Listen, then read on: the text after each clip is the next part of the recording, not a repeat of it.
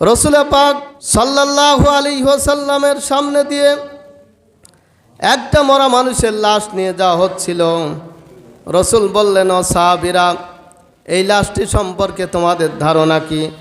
সাহাবীরা বললেন, ইয়া রাসূলুল্লাহ, ইয়া হাবিবাল্লাহ, এই লাশটি সম্পর্কে আমাদের ধারণা আকাশের নিচে জমিনের উপরে যদি কোনো খারাপ মানুষ থেকে থাকে এর চাইতে খারাপ মানুষ আর হতে পারে না।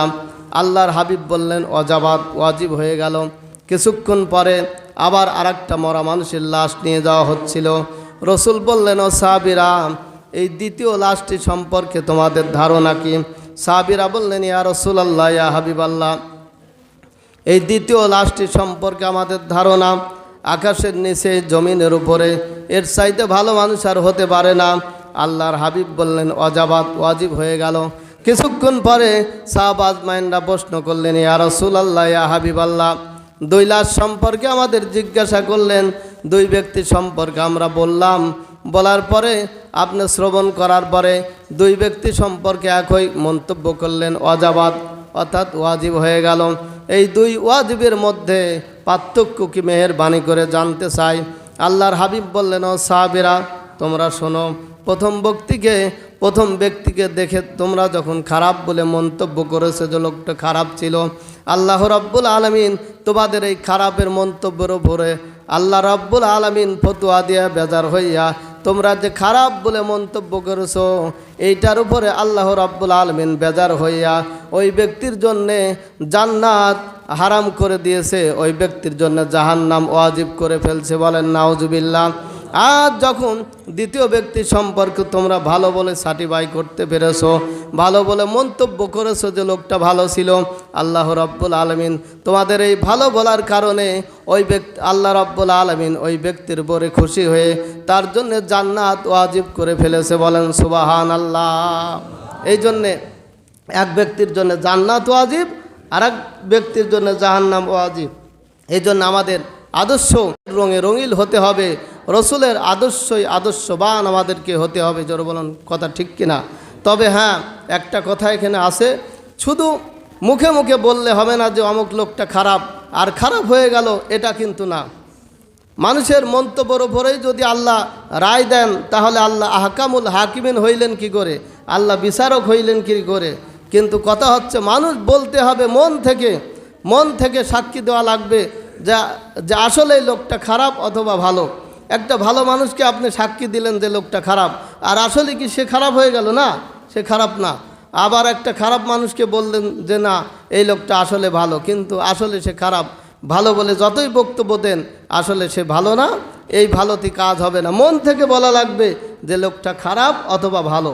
এইটা আল্লাহ দেখেন, আল্লাহ হচ্ছে মনেরটা নেন, অন্তরেরটা কবুল করেন, মুখেরটা নেন না, অন্তরেরটা কবুল করেন। বলেন সুবহানাল্লাহ। এই জন্য আমাদের চরিত্র, আমাদের স্বভাব, আমাদের আমল আখলাক, আমাদের চালচলন রসুলের আদর্শ ভিত্তিক হতে হবে। তা না হলে কিন্তু আমরা দুনিয়াতেও কষ্ট করব, আখিরাতেও আমাদের মুক্তির কোনো আশা করা যাবে না। এই জন্যে মৃত্যু আমাদের হবেই।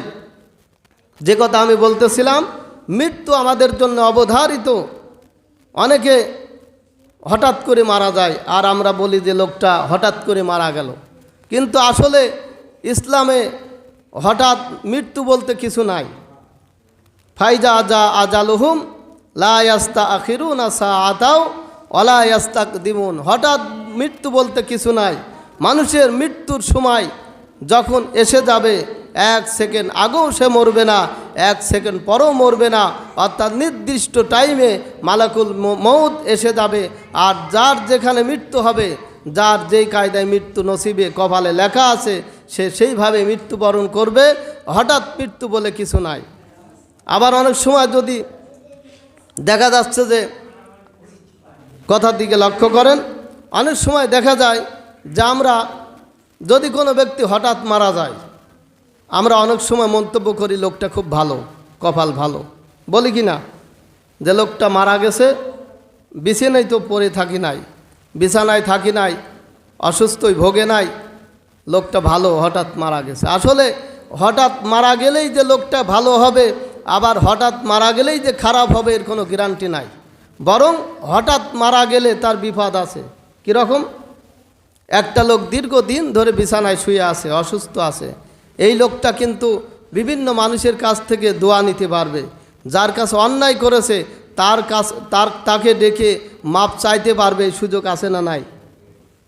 দীর্ঘদিন ধরে যদি অসুস্থ থাকে, দীর্ঘদিন ধরে অসুস্থ থাকার পরে যদি মারা যায়, তাহলে সেই লোকটা দুনিয়ায় যারা বেঁচে আছে, যাদের কাছে অন্যায় করেছে, যাদেরকে কষ্ট দিয়েছে, যাদের হক নষ্ট করেছে, তাদের কাছ থেকে মাপ নিলে সে নিতে পারবে, যেহেতু সে বেঁচে আছে। আর যে ব্যক্তি হঠাৎ মারা গেল, সে কিন্তু যার সঙ্গে অন্যায় করেছে, যার ক্ষতি করেছে, যাকে কষ্ট দিয়েছে, যার হক নষ্ট করেছে, তার কাছ থেকে কিন্তু মাপ নেওয়ার সুযোগ পেল না, ঠিক কিনা? বরং অনেক সময় হঠাৎ মারা গেলে বিপদের কারণ হয়ে যায়। যদি সে অন্যায় করেছে, অন্যায় করার পরে মানুষদের কাছ থেকে মাপ চাওয়ার সুযোগ পায় নাই। এজন্য হঠাৎ মৃত্যু ভালো না। মৃত্যু ওইটা ভালো যেই মৃত্যুর মধ্যে ঈমান থাকে, যেই মৃত্যুতে আল্লাহ খুশি থাকে, আর যেই মৃত্যুটা ভালো অবস্থায় হবে, ওই মৃত্যুটা ভালো। গত সপ্তাহে আমি বলেছিলাম যে ইন্নামাল আমালু বিল খাওয়াতিম, শেষ ভালো তার, সব ভালো তার। মৃত্যুর সময় যদি একটা ব্যক্তি কালমা পড়ে, মুসলমান মানে কালেমা পড়ে যদি দুনিয়ার থেকে বিদায় নেয়, তার কবর, হাসর, মিজান, ফুলসিরাত সব জায়গায় তার মাপ। আর একটা মানুষ সারা জীবন নামাজ কালাম পড়েছে, ইসলামের নিয়ম কানুন মেনে চলেছে, এমন একটা কাজ সে করেছে, আল্লাহ বেজার হয়ে গেছে, রসুল বেজার হয়ে গেছে, এন্তেকাল করার সময় যদি কালেমাবিহীন মারা যায়, এর চাইতে বিপদের আর কিছু থাকতে পারে না। জোরে বলুন কথা, ঠিক কিনা? এই জন্যে আমাদেরকে সুন্দর আমল তৈরি করতে হবে।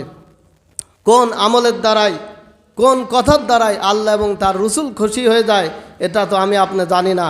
এই জন্যে রসুলের সাহাবীরা সব সময় সুযোগের পিছনে, রসুলের পিছনে পিছনে ঘুরতেন, যে রসুলকে একটু খেদমত করে, রসুলেরকে একটু খুশি করে আল্লাহকে খুশি করা যায়। এই জন্যে সুযোগের সন্ধানে সাহাবীরা রসুলের পিছনে পিছনে সবসময় ঘুরতেন।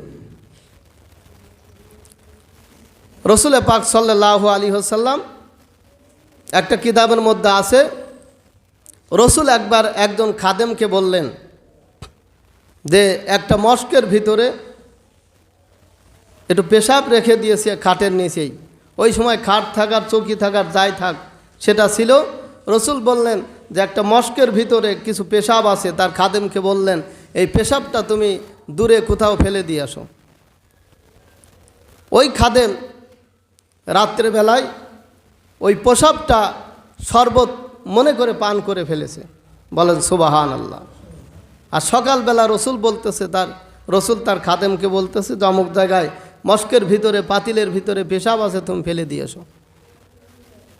সাহাবী বললেন, ইয়া রাসূলুল্লাহ, ইয়া হাবিবাল্লাহ, অমুক জায়গায় অমুক পাত্রের মধ্যে পেশাব ছিল, আমি তো শরবত মনে করে পান করে ফেলেছি।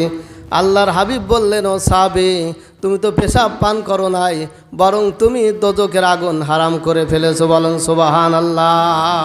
আমার পেশাব পান করে ফেলেছো মানে তুমি দোজখের আগুন হারাম করে ফেলেছো। বলেন সুবহানাল্লাহ। রসুলের পেশাব পায়খানা ছিল পবিত্র। হযরত আয়েশা সিদ্দিকা রাদিয়াল্লাহু তাআলা আনহা তিনি বর্ণনা করেন যে রসুল যখন পায়খানায় ঢুকতেন, পায়খানা করার জন্য আমি সঙ্গে সঙ্গে রসুলের পায়খানা কেমন এটা দেখার জন্য আমি সঙ্গে সঙ্গেই পায়খানার থেকে রসুল বের হলেই আমি পায়খানায় ঢুকতাম। যাওয়ার পরে দেখি রসুলের পায়খানার কোনো চিহ্নই নাই, সাদা কি কালা কি কোন কালারের আমি বুঝতেই পারতাম না। বলেন সুবহানাল্লাহ। রসুল এটা হচ্ছে অন্য জিনিস। তাম পৃথিবীর সমস্ত মানুষদেরকে যত গুণ দেওয়া হয়েছে, এমনকি পৃথিবীর শুরু থেকে হযরতে মুহাম্মদ রাসূলুল্লাহ সাল্লাল্লাহু আলাইহি ওয়াসাল্লাম পর্যন্ত যত নবী রাসূলদের মধ্যে যত গুণ ছিল, সমস্ত গুণ আমার আপনার নবীর মধ্যে ছিল। বলেন সুবহানাল্লাহ। কিন্তু আমার আপনার নবীর মধ্যে যত গুণ, তত গুণ কোনো অন্য নবীর মধ্যে ছিল না। কিন্তু অন্য নবীর মধ্যে যেই গুণগুলো ছিল, সেই গুণগুলো আমার আপনার নবীর মধ্যে ছিল। বলেন সুবহানাল্লাহ। এই জন্যে আমাদের রসুল হচ্ছে, তিনি তাম পৃথিবীর সমস্ত মানুষদের আদর্শ স্বরূপ। তিনি সমস্ত মাখলুকের নবী, সমস্ত প্রাণীর নবী, সমস্ত কুল কায়নাতের তিনি নবী। উপরে যারা আছে তাদেরও নবী, আসমানে যারা আছে তাদেরও নবী, এমনকি পানির মধ্যে যারা আছে তাদেরও তিনি নবী। একটা কিতাবের মধ্যে আসছে, এই পৃথিবীতে আল্লাহ রাব্বুল আলামিন কত মাখলুক সৃষ্টি করেছেন, একটা রেওয়াতের মধ্যে আছে, রেওয়াতটা ভুল থাকতে পারে কিন্তু একটা হিসাব রয়েছে। সেই হিসাবটা এরকম যে আকাশের মধ্যে আসমানে কত মাখলুক বাস করে, আসমানের মধ্যে ৬,০০০ মাখলুক বাস করে, আর পানির মধ্যে ১০,০০০ মাখলুক বাস করে। জোরে বলেন, আসমানে কয় হাজার? ৬,০০০। আর পানির মধ্যে বসবাস করে ১০,০০০ প্রাণী। তাহলে ১০,০০০ আর ৬,০০০ ১৬,০০০। আর আকাশ আর জমিনের মাঝখানে যত মাখলুক আছে, যত প্রাণী আছে, এই প্রাণী হচ্ছে ২,০০০ প্রাণী। তাহলে আকাশে ৬,০০০ প্রাণী যারা মাখলুক, এদের খাওয়ায় কে? এদের রিজিকের মালিক কে? এদের কি ব্যবসা আছে, চাকরি আছে, কর্ম আছে? পানির ভিতরে যারা থাকে তাদের খাওয়ায় কে? এই ১০,০০০ প্রাণীর কে খাওয়ায়? তাহলে ১০,০০০ প্রাণীর আল্লাহ খাওয়ায়। আসমানে থাকে ৬,০০০ প্রাণী, এদের আল্লাহ খাওয়ায়। আর আমাদের এই দুনিয়াতে মানে আকাশের নিচে জমিনের উপরে আপনার ২,০০০ মাখলুকের একটা মাখলুক হচ্ছে মানুষ। আর এই মানুষদেরকে আল্লাহ খাওয়াইতে পারে না। এই সামান্য খাবারের জন্যে, রিজিকের জন্যে মানুষ বেহালালি পথে চলে, হালাল হারাম বাসে না, মানে ভালো মন্দ যাচাই বাছাই করে না। এই রিজিকের সন্ধানে, রিজিকের পেরেশানের জন্যে কত কিছু মানুষ করে। জোরে বলুন, কত ঠিক কিনা? অর্থের কাছে, সম্পদের কাছে মানুষ অন্ধ হয়ে যায়, জায়গা জমি সব অন্যেরটা দখল করে, অন্যের হক নষ্ট করে। এইগুলো এক এক করে বলতে গেলে অনেক সময়ের প্রয়োজন। রসুলের আদর্শবান আমাদেরকে হতে হবে। রসুলের আদর্শবান যদি আমরা হতে না পারি, তাহলে দুনিয়া তো বরবাদ হয়ে যাবে, আখেরাতেও আমাদেরকে বরবাদ হতে হবে। দুনিয়াতেও ক্ষতিগ্রস্ত হব, আখেরাতেও ক্ষতিগ্রস্ত হব। এই জন্যে মৃত্যু যেহেতু আমাদের অবধারিত, মৃত্যুর হাত থেকে যেহেতু আমরা বাঁচতে পারবে না, কিন্তু সেই মৃত্যুটা আমাদের যাতে সুন্দর করে হয়, আমরা ইন্তেকাল করার পরে যাতে মানুষ আমাদের উপরে খুশি থাকে, রাজি থাকে, এই জন্যে সেই সুন্দর আচরণ করে আমরা রসুলের আদর্শবান হয়ে যেন দুনিয়ার থেকে বিদায় নিতে পারি। আল্লাহ রাব্বুল আলামিন